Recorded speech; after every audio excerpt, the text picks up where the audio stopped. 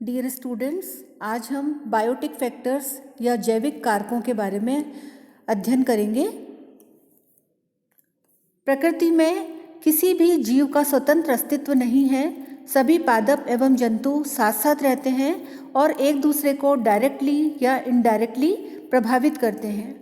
इन सजीवों को अपनी समस्त जैविक क्रियाओं जैसे कि ग्रोथ, न्यूट्रिशन, रिप्रोडक्शन, पॉलिनेशन एवं सीड डिस्पर्जल के लिए एक दूसरे पर निर्भर रहना पड़ता है।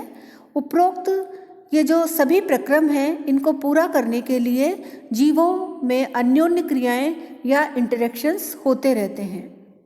तो इंटरेक्शंस की डेफिनेशन इस प्रकार से है कि जब जीवों की समष्टियों के बीच या जीवों की पॉपुलेशन के बीच जो पारस्परिक क्रियाएं होती हैं, तो इन पारस्परिक क्रियाओं को हम अन्योन्य क्रियाएं या इंटरेक्शंस कहते हैं।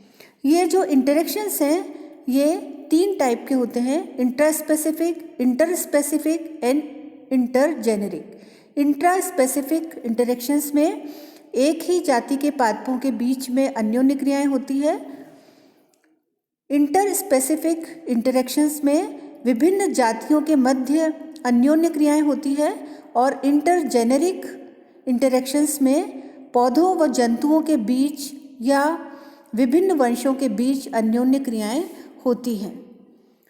प्रकृति में समस्त जीव अपनी आवश्यकताओं की पूर्ति के लिए एक दूसरे पर निर्भर रहते हैं और एक दूसरे के साथ में जैविक संबंध या बायोटिक रिलेशंस बनाए रखते हैं। जीवों के बीच ये बायोटिक रिलेशंस दोनों भागीदारों के लिए लाभदायक हो सकते हैं या दोनों भागीदारों के लिए हानिकारक हो सकते हैं, या एक भागीदार के लिए लाभदायक और दूसरे के लिए हानिकारक हो सकते हैं। ओडम ने 1971 में इन इंटरेक्शंस या अन्योन्य क्रियाओं को 2 वर्गों में विभक्त किया: positive interactions and negative interactions. आज हम इस टॉपिक में पॉजिटिव इंटरेक्शंस या धनात्मक अन्योन्य क्रियाओं के बारे में पढ़ेंगे। पॉजिटिव इंटरेक्शंस या धनात्मक अन्योन्य क्रियाओं में 2 समष्टियों के बीच इस प्रकार के आपसी संबंधों में दोनों एक दूसरे से लाभान्वित होती हैं या दोनों एक दूसरे की सहायता करती हैं। अर्थात इन क्रियाओं के अंतर्गत पॉपुलेशन के आपसी संबंधों द्वारा दोनों सहभागियों को सहायता पहुंचती है। फलस्वरूप एक या दोनों जातियां लाभान्वित होती हैं। इन लाभदायक अन्योन्य क्रियाओं की श्रेणी में निम्नलिखित संबंध या रिलेशंस आते हैं। फर्स्ट है सहोपकारिता या म्यूचुअलिज्म, सेकंड है प्राक सहयोगिता या प्रोटो कोऑपरेशन, और थर्ड है सहभोजिता या कॉमेंसेलिज्म। सबसे फर्स्ट हम पढ़ेंगे म्यूचुअलिज्म या सहोपकारिता के बारे में। इसमें जब 2 विभिन्न प्रकार के जीवों में परस्पर एसोसिएशन होता है, अर्थात 2 विभिन्न प्रकार के जीव जब साथ साथ रहते हैं और साथ साथ रहने से दोनों को ही लाभ पहुंचता है, दोनों जीवों को जीवित रहने के लिए दोनों का साथ रहना अर्थात साहचर्य भी आवश्यक हो, तो इस संबंध को सहोपकारिता या म्यूचुअलिज्म कहते हैं। यह संबंध या म्यूचुअलिज्म 2 पादपों के बीच हो सकता है, 2 जंतुओं के बीच हो सकता है, अथवा जंतु एवं पादपों के बीच भी हो सकते हैं। इसके मुख्य उदाहरण निम्नलिखित हैं: लाइकेन्स, नाइट्रोजन फिक्सेशन और माइकोराइजल एसोसिएशन। पहला उदाहरण है लाइकेन्स का या शैकों का। जब कवक एवं शैवाल दोनों मिलकर के एक जटिल जीव का निर्माण करते हैं, तो उस जीव को हम शैक या लाइकेन कहते हैं। लाइकेन का थैलस मुख्यतः कवक का बना हुआ होता है तथा शैवाल घटक इसमें लिपटा रहता है।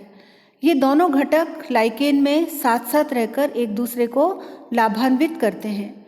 इसमें शैवाल प्रकाश संश्लेषण द्वारा भोजन का निर्माण करता है, जिसका उपयोग कवक भी करता है, और इसके प्रतिफल में कवक जल एवं खनिज लवण का अवशोषण करता है और शैवाल को प्रदान करता है। लाइकेंस में हम शैवाल घटक या फाइकोबायोन्ट जो होता है उसमें प्रायः नील हरित शैवाल पाए जाते हैं और कवक घटक या माइकोबायोन्ट में ज़्यादातर एस्कोमाइसिटीज एवं बेसिडियोमाइसिटीज वर्ग के कवक आते हैं। यहाँ शैवाल और कवक घटक सिम्बायोसिस द्वारा एक दूसरे से लाभान्वित होते हैं। यदि लाइकेन पादप शरीर में फाइकोबायोन्ट एवं माइकोबायोन्ट को पृथक पृथक कर दिया जाए तो दोनों ही नष्ट हो जाते हैं। अतः सुचारू रूप से जीवन यापन के लिए दोनों का साथ साथ रहना आवश्यक है। ये जो डायग्राम आप देख रहे हैं यह लाइकेन के थैलस का एक सेक्शन है जिसके अंदर हमें कवक तंतु दिखाई दे रहे हैं ये, और यह शैवाल या एल्गी दिखाई दे रही है। ये दोनों ही कवक और शैवाल दोनों मिलकर के लाइकेन थैलस का निर्माण करते हैं। अब हम नेक्स्ट एग्जाम्पल पढ़ते हैं, bacterial nitrogen fixation. Bacterial nitrogen fixation भी दो प्रजातियों के बीच सहजीविता का एक प्रमुख उदाहरण है जिसमें दोनों ही सहभागी एक दूसरे को लाभान्वित करते हैं। कुछ जीवाणुवंश जैसे कि राइजोबियम अपने संक्रमण के द्वारा फेबेसी कुल के सदस्यों की जड़ों पर ग्रंथियां उत्पन्न कर देते हैं। इनको हम रूट नोड्यूल्स कहते हैं। इन ग्रंथियों में राइजोबियम को पौधे से पोषण प्राप्त होता है और रहने के लिए आश्रय प्राप्त होता है, और इसकी एवज में ये जीवाणु वायुमंडलीय नाइट्रोजन को नाइट्राइट्स एवं नाइट्रेट्स के रूप में स्थिरीकृत करके पौधों को नाइट्रोजन उपलब्ध करवाते हैं। जैसा कि आप इस चित्र में देख रहे हैं, ये फेबेसी फैमिली के पौधे की जड़ें हैं इस तरह से, और इन जड़ों को जब राइजोबियम बैक्टीरिया संक्रमित करता है तो इनके अंदर ये रूट नोड्यूल्स उत्पन्न हो जाती है। बैक्टीरिया पौधे की सेल्स में रहता है तो आश्रय प्राप्त करता है पौधे की कोशिकाओं से तथा पोषण भी प्राप्त करता है। बदले में ये बैक्टीरिया वायुमंडल की नाइट्रोजन को फिक्स करते हैं और नाइट्राइट्स एवं नाइट्रेट्स बनाते हैं, और ये नाइट्राइट्स और नाइट्रेट्स जो होते हैं फिर पौधों के शरीर में प्रोटीन्स के निर्माण में सहायक होते हैं। इसी नाइट्रोजन फिक्सेशन के और भी उदाहरण हैं, जैसे साइकस की प्रवाला मूल या कोरोलॉइड रूट, एजोला तथा ब्रायोफाइट के एंथोसिरोस में जो ब्लू ग्रीन एल्गी होती हैं वह रहती है उनकी कोशिकाओं में और वायुमंडलीय नाइट्रोजन के स्थिरीकरण का कार्य करती है, एवं एल्गी बदले में इन पौधों के शरीर की कोशिकाओं में आश्रय प्राप्त करती है। नेक्स्ट, सहोपकारिता या म्यूचुअलिज्म का उदाहरण है माइकोराइजल एसोसिएशन। माइकोराइजल एसोसिएशन में उच्च श्रेणी के पौधों की जड़ों एवं फंजाई के बीच जो एसोसिएशन होता है उसे हम माइकोराइजल एसोसिएशन कहते हैं। कवक मूल की बाह्य सतह पर लिपटी हो सकती है जिसे हम एक्टोट्रॉफिक माइकोराइजा कहते हैं। उदाहरण है इसके पाइनस, ओक इत्यादि। कुछ माइकोराइजा में जो फंजाई है वह मूल की कोशिकाओं के अंदर भी हो सकती है जिसे हम एंडोट्रॉफिक माइकोराइजा कहते हैं, जैसे फैमिली ऑर्किडेसी, एरिकेसी इत्यादि। अर्थात हम माइकोराइजल एसोसिएशंस को दो टाइप्स में डिवाइड कर सकते हैं, एक्टोट्रॉफिक माइकोराइजा और एंडोट्रॉफिक माइकोराइजा। एक्टोट्रॉफिक माइकोराइजा में जो फंजाई है उसके फिलामेंट्स उच्च श्रेणी के पौधों की जड़ों के बाहर ही होते हैं और उन जड़ों से लिपटे रहते हैं, जबकि एंडोट्रॉफिक माइकोराइजा में फंजाई के फिलामेंट्स उच्च श्रेणी के पौधों की जड़ों की कोशिकाओं के भीतर स्थित रहते हैं। इन दोनों ही प्रकार के माइकोराइजा में जो फंजाई होती है वह जल एवं खनिज लवणों का अवशोषण करती है और उन वृक्षों को उपलब्ध कराती है तथा स्वयं बदले में जड़ों से भोजन प्राप्त करती है। सामान्यतः ये देखा गया है कि जिन पौधों में माइकोराइजा होती है उनकी जड़ों में मूल रोम या रूट हेयर्स नहीं पाए जाते हैं, क्योंकि रूट हेयर्स का कार्य फंजाई के कवक तंतु के द्वारा कर लिया जाता है।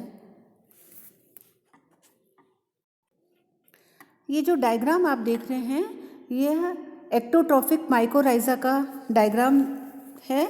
इसके अंदर ये फंजाई है और इन फंजाई के ये कवक तंतु हैं और एक तरफ ये कॉनिफर्स हैं जैसे कि पाइनस हो सकता है, इसकी ये जड़ें हैं। तो हम देख रहे हैं इस डायग्राम के अंदर कि इन जड़ों के चारों तरफ ये फंगल हाइफी लिपटे हुए हैं। तो ये फंगल हाइफी रूट हेयर्स की तरह कार्य करते हैं और भूमि से जल एवं खनिज लवणों का अवशोषण करके कॉनिफर्स का जो एग्जाम्पल है पाइनस, उसकी जड़ों को उपलब्ध करवा देते हैं और बदले में पाइनस की जड़ों की कोशिकाओं से जो भोजन इनको उपलब्ध हो जाता है। एक और उदाहरण हम दीमक का दे सकते हैं जो कि लकड़ी को खाने का कार्य करती है। यह भी एक सहोपकारिता का एक अच्छा एग्जाम्पल है। इसमें क्या होता है कि दीमक की आंत्र के अंदर ट्राइकोनिम्फा नाम का प्रोटोजोआ पाया जाता है जो लकड़ी में उपस्थित सेल्यूलोज का पाचन करता है और दीमक ये जो प्रोटोजोआ है इसको आश्रय एवं दीमक से इसे आश्रय एवं भोजन प्राप्त होता है। नेक्स्ट हम पढ़ेंगे पॉजिटिव इंटरेक्शंस के दूसरे टाइप के बारे में जिसे प्राक सहयोगिता या प्रोटो कॉपरेशन कहते हैं। इस प्रकार के धनात्मक संबंध में दोनों ही सजीव लाभान्वित होते हैं, लेकिन इस प्रकार के पारस्परिक संबंध अस्थायी होते हैं एवं दोनों भागीदारों के जीवित रहने के लिए आवश्यक नहीं होते हैं। इसका उदाहरण है समुद्री एनीमोन एवं हर्मिट क्रैब के बीच जो संबंध पाया जाता है वह प्राक सहयोगिता का एक बहुत ही अच्छा एग्जाम्पल है। इस उदाहरण में समुद्री एनीमोन नामक जो जंतु होता है वो एक अन्य बड़े जंतु जिसे कि हम हर्मिट क्रैब कहते हैं के खोल पर चिपका हुआ पाया जाता है। अब हर्मिट क्रैब सी एनीमोन को भोजन के लिए एक स्थान से दूसरे स्थान तक ले जाता है, जबकि सी एनीमोन बदले में जो सी एनीमोन की दंश कोशिकाएं या निमेटोसाइट्स होती हैं उसके द्वारा हर्मिट क्रैब को बाहरी खतरों से सुरक्षा प्रदान की जाती है। इस प्रकार से ये दोनों ही जीव एक दूसरे को लाभ पहुंचाते हैं। हर्मिट क्रैब जब भोजन कर लेता है तो शेष बचे हुए भोजन की कुछ मात्रा सी एनीमोन को भी प्राप्त हो जाती है। तो ये जो संबंध है दोनों का, इसमें दोनों ही भागीदार हर्मिट क्रैब और सी एनीमोन दोनों ही लाभान्वित होते हैं, परंतु इस प्रकार के संबंध जो होते हैं अस्थायी होते हैं और ये जरूरी नहीं है कि दोनों ही जंतुओं को जीवित रहने के लिए इस प्रकार का संबंध आवश्यक ही हो। अब हम पॉजिटिव इंटरेक्शंस के तीसरे टाइप जिसे हम सहभोजिता या कॉमेंसेलिज्म कहते हैं इसके बारे में पढ़ते हैं। इसमें जब दो साथ रहने वाली विभिन्न जातियों के जीवों में से एक जाति के जीव को लाभ होता है लेकिन हानि किसी को भी नहीं होती है, तो इस प्रकार के संबंध को हम सहभोजिता या कॉमेंसेलिज्म कहते हैं।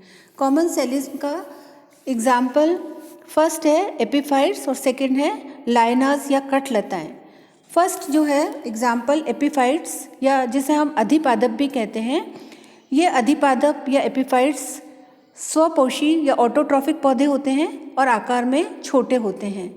अब क्या होता है कि जब बहुत सघन वन होते हैं, डेंस फॉरेस्ट होते हैं, तो उनमें बड़े बड़े ट्रीज होते हैं और प्रकाश की अत्यधिक समस्या होती है। तो ये अधिपादप प्रकाश और आर्द्रता को प्राप्त करने के लिए दूसरे ऊंचे वृक्षों के तनों, शाखाओं और पर्णों पर चिपके रहते हैं। इन एपीफाइट्स में दो प्रकार की रूट्स होती हैं। फर्स्ट होती है क्लिंगिंग रूट्स और दूसरी होती है हैंगिंग रूट्स। इनमें से जो क्लिंगिंग रूट्स होती है ये एपीफाइट को दूसरे वृक्ष या जिन वृक्षों पर ये एपीफाइट्स चिपके रहते हैं तो ये क्लिंगिंग रूट्स इनको चिपकाने का कार्य करती है। तथा दूसरी जो हैंगिंग रूट्स होती है, इन हैंगिंग रूट्स के अंदर वेलामेन नाम का एक टिश्यू पाया जाता है जो कि डेड होता है और स्पॉन्जी होता है।